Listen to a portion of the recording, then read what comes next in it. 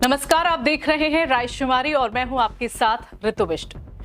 उत्तराखंड के विधायकों को अगर पहाड़ों में ठंड लगेगी और ठंड के डर से वो सरकार को चिट्ठी लिखेंगे और फिर विधायकों की मांग पर अमल भी होगा तो सवाल खड़े ही होंगे। जी हां, उत्तराखंड में हाल ही में कुछ ऐसा ही हुआ था जिस पर अब बड़ा खुलासा हो गया। उन विधायकों के नाम सामने आ गए हैं जिन्हें ठंड के डर से सरकार को चिट्ठी लिखी थी। आखिर क्या है पूरा मामला, बताते हैं आपको। ठंड से डरने वाले विधायकों की आ गई लिस्ट। आरटीआई में 24 विधायकों का खुलासा, 14 पर सस्पेंस। विधायकों को गैरसैंण में सता रहा था सर्दी का डर। ठंड के सताए विधायक गैरसैंण नहीं जा पाए। जी हां, बिल्कुल सही सुना आपने। ठंड के डर से गैरसैंण जाने में हिचकिचाने वाले विधायकों की लिस्ट जो है वो सामने आ गई है। उन विधायकों की लिस्ट जिन्होंने सरकार को चिट्ठी लिखी थी और ये कहा था कि गैरसैंण में ठंड बहुत है, इसलिए विधानसभा का सत्र देहरादून में कराया जाना चाहिए। ठंड की वजह से गैरसैंण में सत्र न कराए जाने की मांग करने वाले 24 विधायकों के नामों का खुलासा हो चुका है। हालांकि 14 विधायकों के नाम पर अब भी सस्पेंस बना हुआ है। गैरसैंण में सत्र न कराए जाने को लेकर जिन विधायकों ने चिट्ठी पर संयुक्त हस्ताक्षर किए थे उनमें कई नाम शामिल है। क्या नाम है ये आपको बताते हैं। इन विधायकों को गैरसैंण में लगती है ठंड।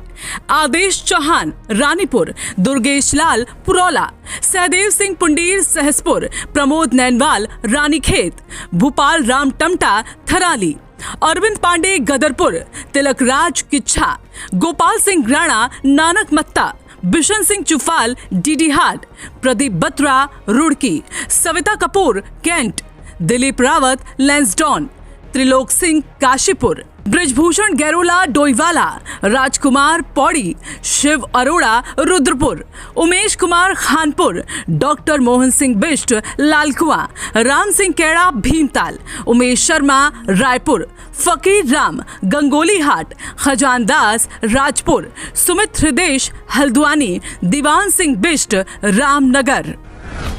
तो देखा आपने, फहरिस्त और भी लंबी हो सकती थी, लेकिन आरोप है कि सरकार के इशारे पर अभी भी 14 विधायक ऐसे हैं जिनके नाम का खुलासा नहीं किया गया।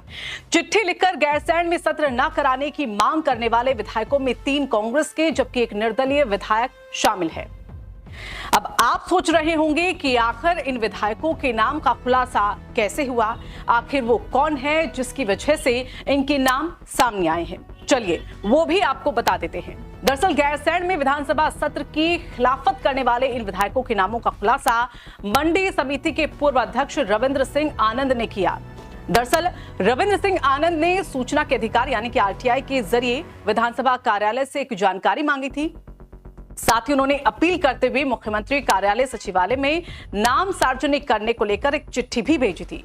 उनकी चिट्ठी के जवाब में सीएम कार्यालय सचिवालय से उन्हें एक जानकारी मिली जिसमें केवल 24 विधायकों के नाम का ही खुलासा अब तक हो पाया है।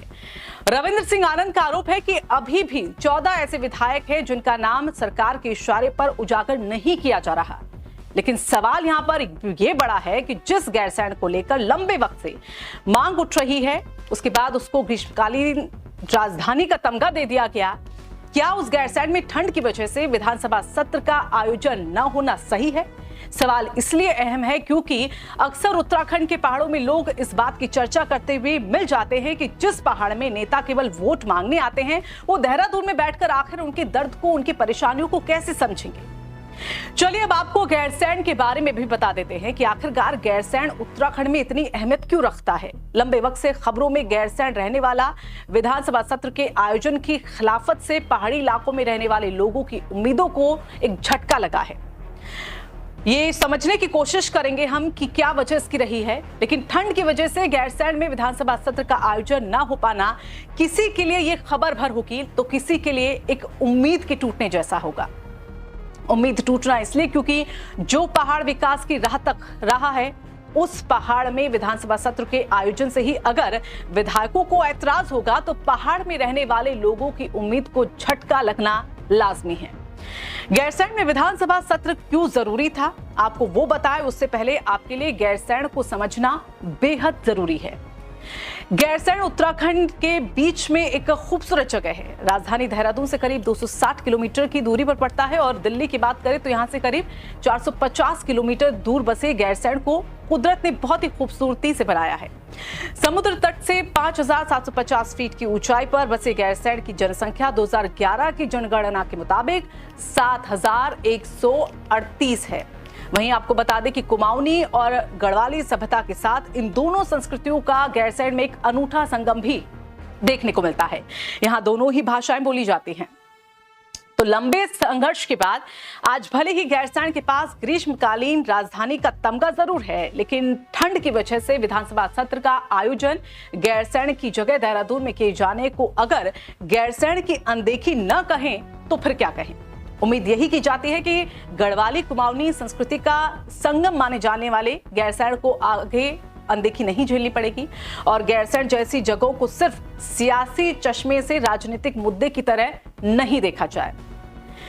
दरअसल अगर गैरसैंण में विधानसभा सत्र का आयोजन होता तो पहाड़ के लोगों में उम्मीद जगती कि अब पहाड़ी इलाकों में भी विकास की बयार देखने को मिलेगी, लेकिन जिस तरह से विधायकों ने ही ठंड की वजह से गैरसैंण में सत्र की खिलाफत की, उसने कई सवाल खड़े कर दिए हैं। हालांकि अब उन विधायकों के नाम भी सामने आ गए हैं। आपको क्या लगता है, जब अगली बार ये विधायक गैरसैंण या पहाड़ी इलाकों में आएंगे तो क्या जनता इन पर भरोसा कर पाएगी? जवाब आप कमेंट में जरूर दीजिएगा। वीडियो को लाइक कीजिए और शेयर करना ना भूलें। चैनल को तुरंत ही सब्सक्राइब कर लें।